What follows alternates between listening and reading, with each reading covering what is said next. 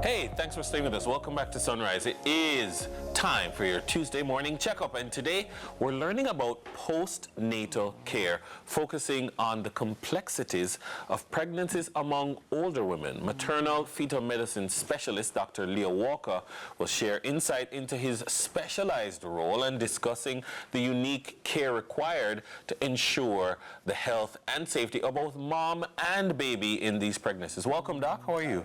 Good morning. Not too bad, not too bad. Thanks for having me. Thanks for having me. Good to have you. Let's start off by appreciating, in strict medical terms, who is an older mother? So historically, So historically, the age that is used to define advanced maternal age is 35 years. It's important to understand that age is a continuum. So it's not that after 35 there is this sudden increase in all individual risk.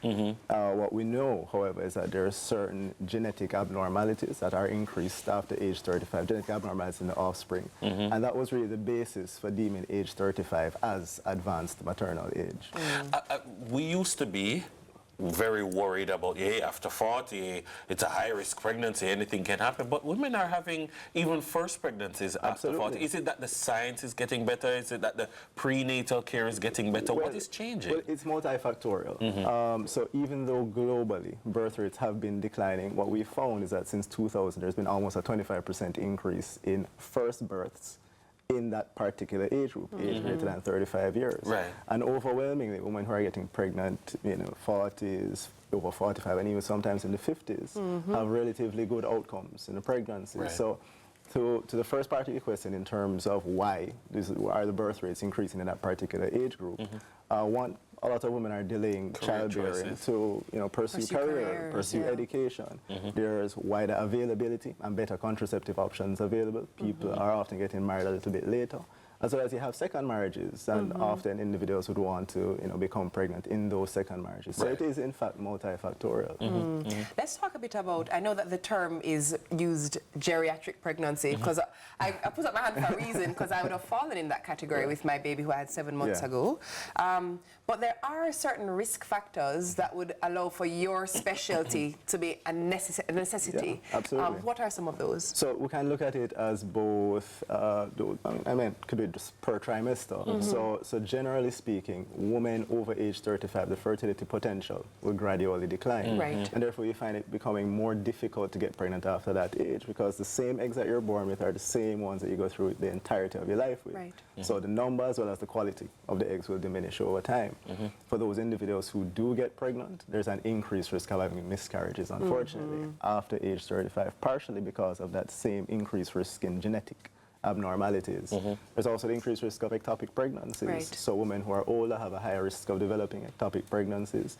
But also, as a woman gets older, there are certain comorbidities that are going to increase. So they're more likely to have diabetes, they're more likely to have hypertension, heart disease.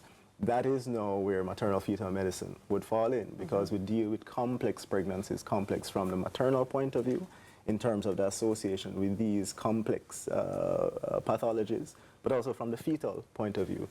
Babies that have certain genetic abnormalities, certain disorders, certain congenital or structural malformations. So then how do you, as a doctor, modify treatment in both the pre- and postnatal phases for an older woman who is going through this journey? Well, again, it's a process. So it first starts with that initial office visit. So what we want to do is we want to establish what are the risk factors that are present, so we can either put measures in place to prevent it, or even to try and minimize or mitigate those risks.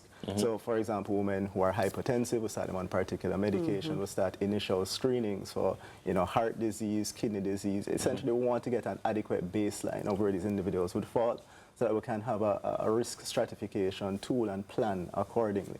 Of course, there are newer advances. Now we have what we refer to as non-invasive prenatal testing, where women can have blood drawn from them, and we're actually able to detect fetal DNA in their blood and assess for certain genetic abnormalities which may be present. Of course, there's even newer blood tests, what we refer to as biochemical markers, where we can identify women who are at risk of developing things like preeclampsia very early in the pregnancy, and therefore we can make plans going forward. So there are certain advances, but just simple basic history taking evaluating the individual, evaluating their risk profile, checking back at that past medical history, that past obstetric history, so we can know how to move forward and how to prevent some of the things that happened previously or that may happen going forward.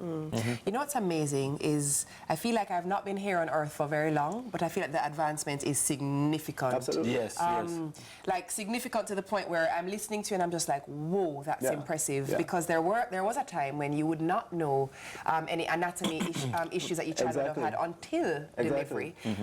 Walk us through some and of it those. really wasn't so long ago, because I have a lot of patients coming to office and they would come with either the mother or the grandmother and they say, listen, when I was pregnant, we didn't have these things. Yes. So just a basic anatomy scan where we look through all of those fetal structures just to ensure that everything, at least structurally, looks normal to the best of our ability. Obviously, with anatomy scans, our ability to detect abnormalities is going to be dependent on the type of abnormality that we're looking for. But certainly these are things, very basic tools that we can use to not just minimize risk, sometimes intervene, and also to help as a counseling tool for the family going forward. A non-clinical question, but I think it's a question that we have to countenance, which is our fixation.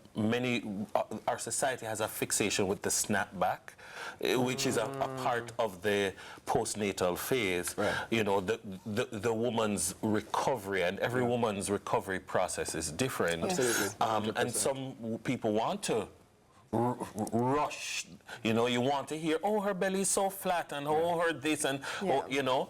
I mean, speak to the woman who has gone through the pregnancy, she has a beautiful, healthy child, but she now has to manage herself, especially maybe if she's an older person, she has to manage herself. I mean, and how might it be slightly different when you're an older person? So that's an excellent question, because we're talking about, as you mentioned, that snapback, which can be both physical, but also there's a lot of mental and emotional changes. Primarily mental and emotional. Right. Yes, So a lot of us, we underestimate the effect that a pregnancy has on a woman's emotional and mental health. Yes. So that's an important aspect, and we'll talk about things like postpartum blues, postpartum depression. All of those things are very real and can happen in that initial 6 weeks. So we use this 6 weeks as a guide, and we always tell patients, listen, within 6 weeks, everything should be back to normal. Not necessarily. Right, exactly. Because everything doesn't mean that the body will be back to the pre-pregnant state. Emotionally, mentally, all of those things, it takes time for that recovery process to occur. And again, we always have to remember, mothers often bear the primary burden in terms of caring for that child following delivery. So unfortunately, mothers often neglect self, either self-mental health, self-physical health, and primarily focused on the offspring, the child. So it is difficult, not just for women who are over 35, but for all women, in terms of getting back to that pre-pregnancy status. And unfortunately, in some instances, it may not be that initial 6 weeks. It may take a year or two, but I think it's important to understand that Especially it's very depending normal. on if you've done a C-section or if you've... Well, listen, no. Yeah, because I've had both experiences, because my most recent baby was an emergency C-section, and I'm telling you, they are night and day as an experience. And it's as simple as, but magnanimous as, your breast milk supply. It's so different when you have a natural delivery versus a C-section, because your brain has not processed that the baby has actually come out of your body, because the baby has been taken from your body. So the supply doesn't come in automatically. And then you feel like you're not doing what you need to do. You know, am I letting down the baby? It's so much, Doc. And not only that, you referred to an emergency C-section, which is very different from an elective cesarean section. You know, that initial adrenaline rush, that anxiety, all of those things can affect the entire process going forward. So it's important to understand, it's important that we all understand, you know, what women go through as a result of pregnancy, particularly in that postpartum period, and offer some of that emotional and structural support that they require. Hey, Doc, we have to go, but I just have to tell you very quickly. Just last week, you know, I did a post about the hair that is dropping out of my head. Saw it, coming out in, I mean, when I say by the clump, you know, and the amount of women under that post were just like, oh my gosh, me too. Wait a minute, and we're all discussing, trying to find solutions. It actually makes you realize you're not isolated. No. It really is a life-changing experience. 100%. And the postpartum cannot be predicted. No, That's the thing about it. Really there is no preparation, truly. Indeed. Great conversation. Thanks, Thank Doc. you. Absolutely. Great to Thanks for have having you. me. Sure. That was Dr. Leah Walker, maternal fetal medicine specialist. When we return, it's time for Destination Tuesdays. So please stay with us. We will be right back. Actually, I think we're going somewhere. But come back to see where we're going.